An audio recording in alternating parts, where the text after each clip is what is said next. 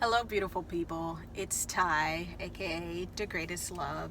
I'm in my car because I'm doing a little errands and making some money. And I was thinking that I should just go ahead and tell you guys that I've quit my job. I'm not going to apply for another job. I'm not going on any more interviews.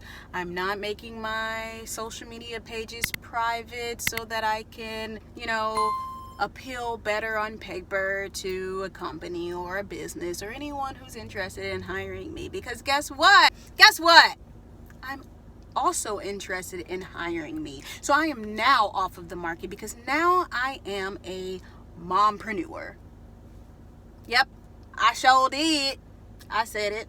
I'm a mompreneur. What's a mompreneur? She making up words, y'all. She's making up words. Let me tell you something. You can type your little self over onto Google and you can research it. A mompreneur. That's me.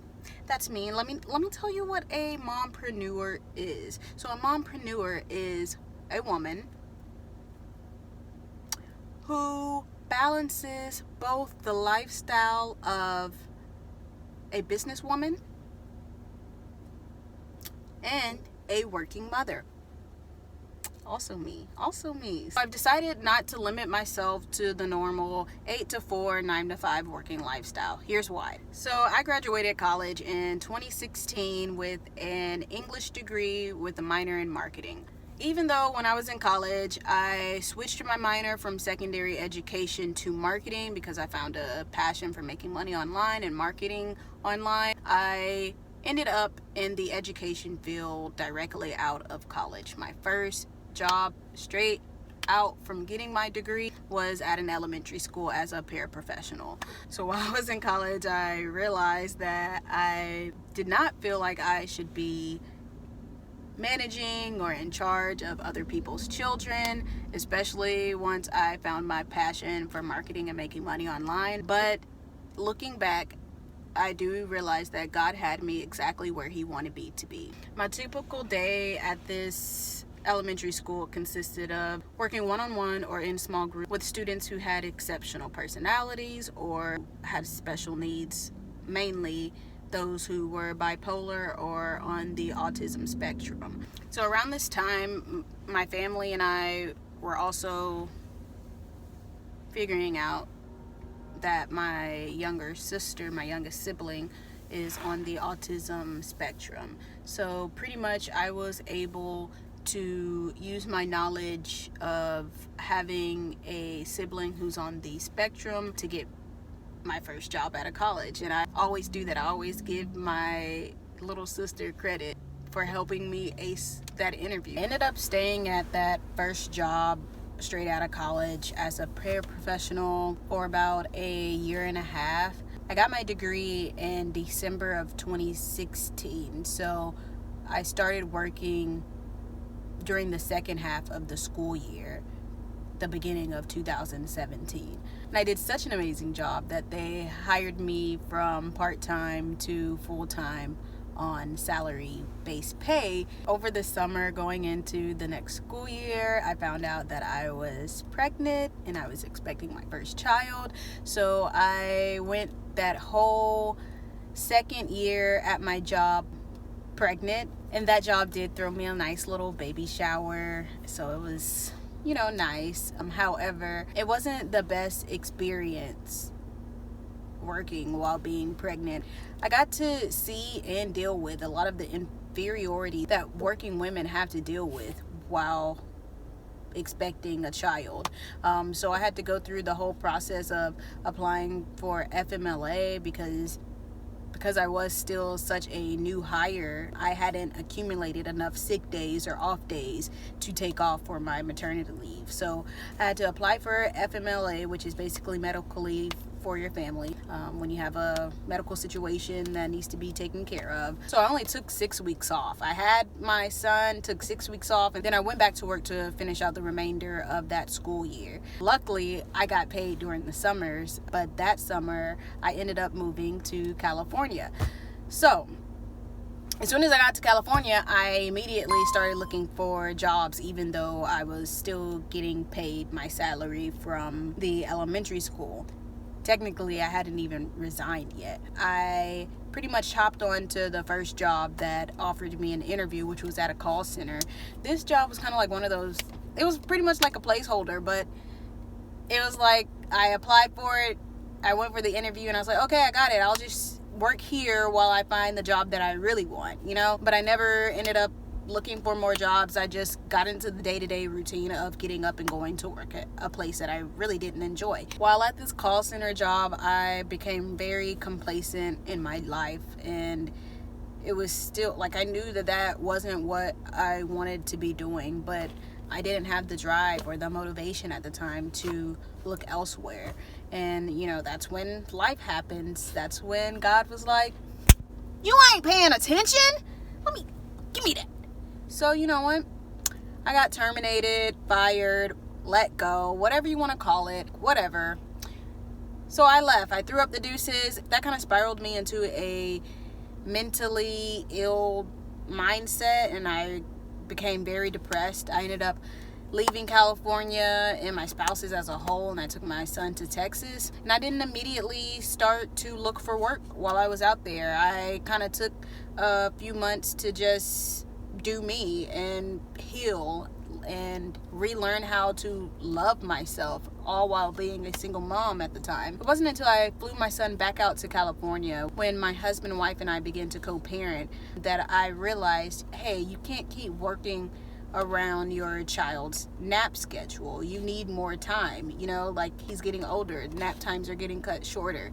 So I began to apply for jobs, and I knew I needed something that worked for me, and I ended up going to 3 interviews in one day, got hired on to the last one, got called back by the first 2 after I had already accepted the job offer from my last interview. And pretty much I enrolled my child at a child care facility where I would be teaching toddlers, and his classroom actually happened to be right next door to mine, so it worked out perfectly. So pretty much I found a job where I could work full-time, 8 hours a day, get a discounted tuition for childcare, and use that money, because what I really liked about this job was that they paid us every week. So I got paid every week, but I was using that money to invest in myself, and I started building my online business.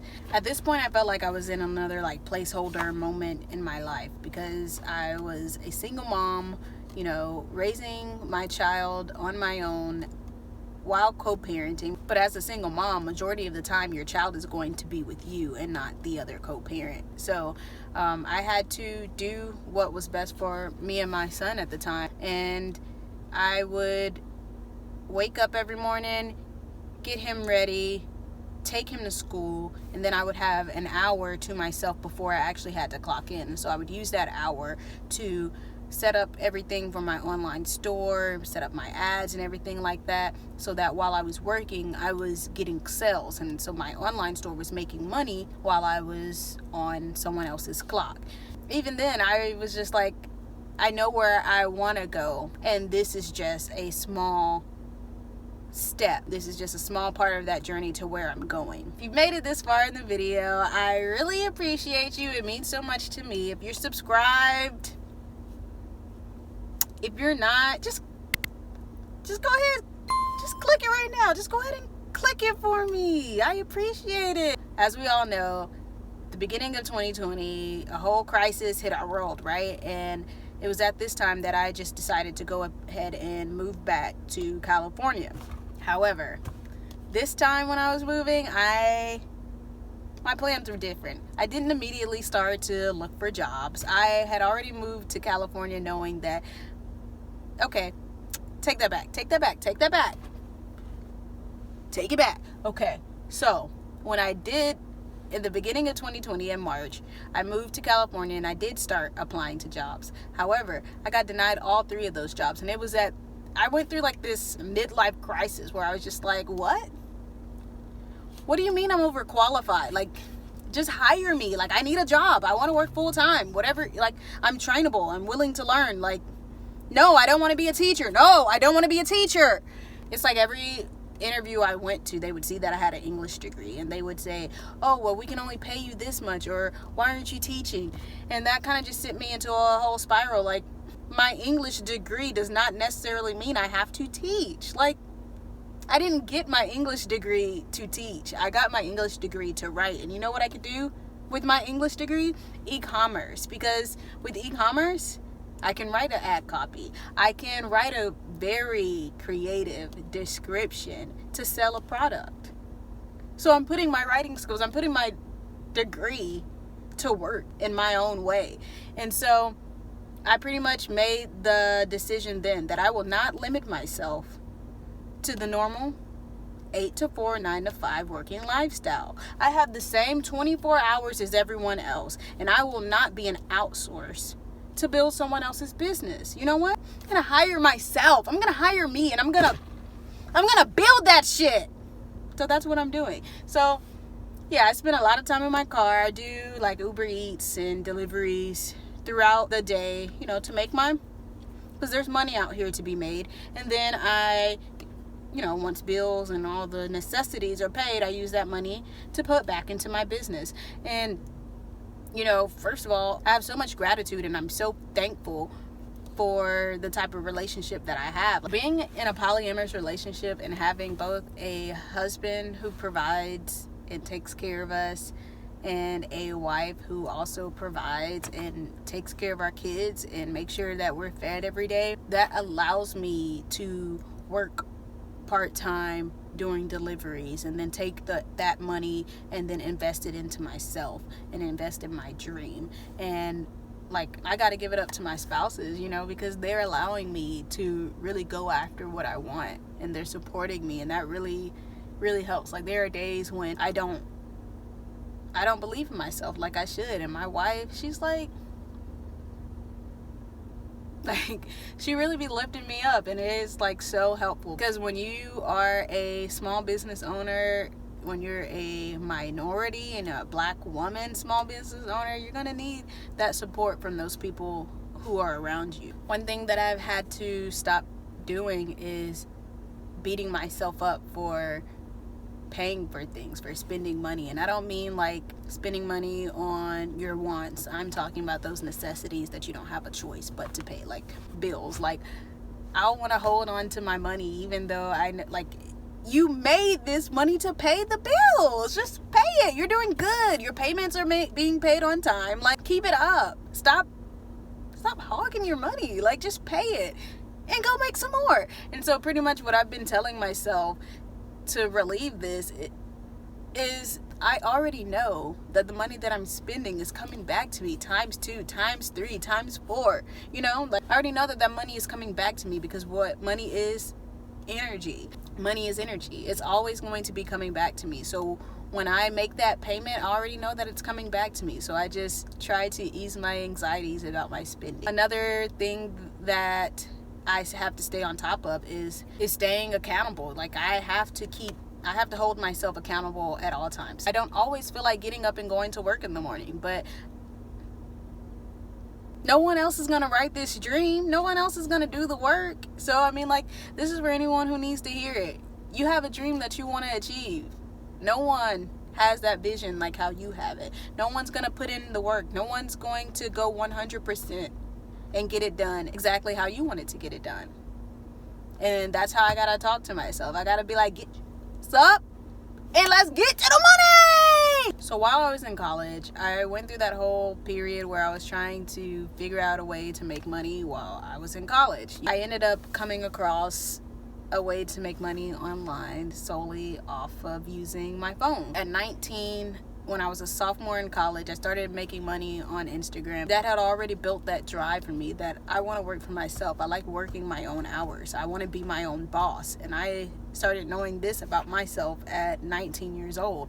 That passion for marketing and making money online is what caused me to eventually change my minor from secondary education to marketing. So yeah, that pretty much wraps it up for this video. I pretty much just wanted to share with you guys what I'm doing with life and where my journey is taking me. And right now, I figured out that I want to be a mompreneur. Like, I love making money online. I love digital marketing. I love branding.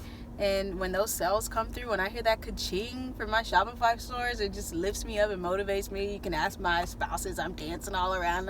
Woo! So yeah, like, what makes it even more motivating is that there's so many ways to make money online, and you should never just limit yourself to one source of income. Even if you are still working that 9 to 5, there's so much you could be doing online to bring more money into your pockets. And so pretty much I'm just trying to figure out as many avenues of income that I can get. And I'm going to be putting my all into it and building my personal brand and building my business brand. And that's pretty much where I am. I really appreciate you guys for clicking on this video and hearing what I have to say. And if there's anyone else out there who's thinking about quitting their job or thinking about starting a new journey or a new path in life, you can do it. There's no one else out there holding you back but you. If someone tells you no, there's always another route. There's always another course. There's always another path. Don't let these people tell you that you can't do you, because what I'm realizing about me is that there's no one who can pay me to do me. I'm going to pay me to do me, and I'm going to do a damn good job at it. Thanks for watching.